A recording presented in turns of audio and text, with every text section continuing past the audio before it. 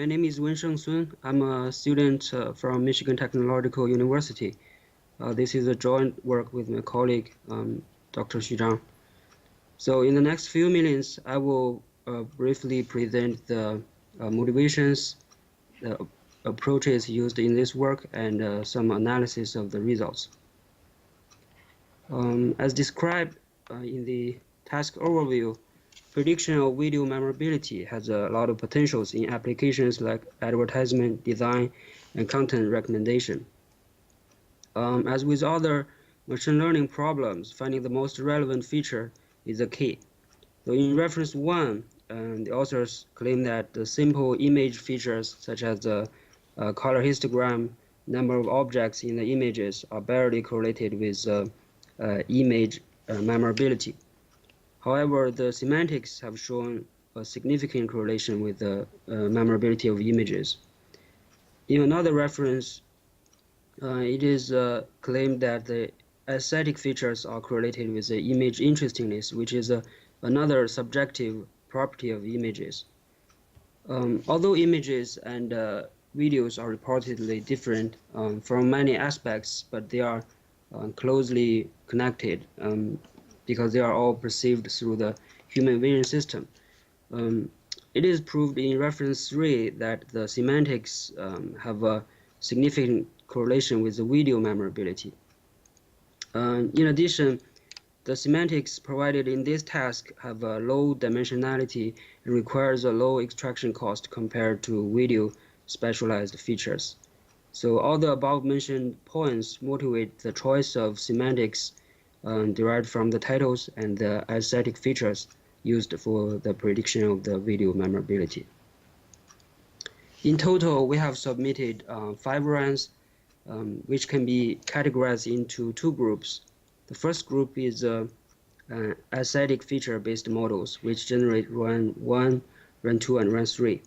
To be specific, run 1 and run 2 is generated by a support vector regressor with the median and mean aesthetic features, respectively. The features were first passed to a standardization module and then a PCA module to reduce the dimensionality. In the development process, we noticed that the mean aesthetic feature have a slightly better performance, so we use that with the neural network to generate run 3. This is just a 3-layer neural network. The second group is semantic-based models. As have been noticed in our title, run 4 is our main model. In this model, the titles are pre-processed by removing the punctuation and vectorization. The output of this module is then fed into recurrent neural network. The first layer is an embedding layer. It's used to reduce the dimensionality. The output is then fed to a recurrent neural network layer, which is a 10-node layer. This layer is used to capture the interactions between the objects in the video. Following is a 10-node dense layer and a 2-node output layer. The pre-processed features are also fed into a PCA component, a PCA module, and a support vector regressor to generate run 5, which is a similar method used in reference 3. The results of all the 5 runs are listed in this table. As we can see, the recurrent neural network plus the semantics derived from the titles have the best performance. Short-term score of 0.356 and long-term score of 0.213. During the development process, we also tried neural network without the recurrent layer, but the evaluation performance decreases. So that indicates the interaction between objects matters in the memorability prediction. From the results, we can also observe that all the 5 runs have a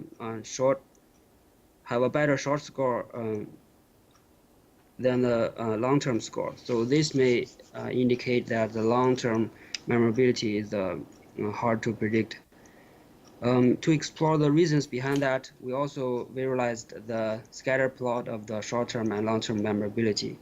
Again, we can observe some correlation between them. The Pearson correlation coefficient is 0.3 to 7.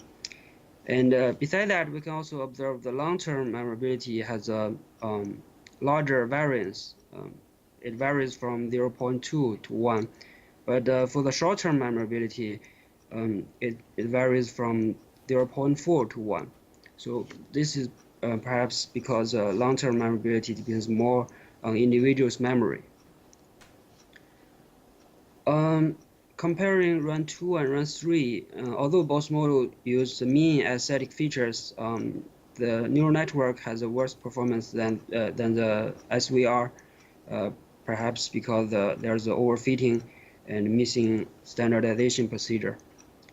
In the future, we would expect a better performance if ensemble methods are used. So that's all for the presentation. Thank you. Any questions?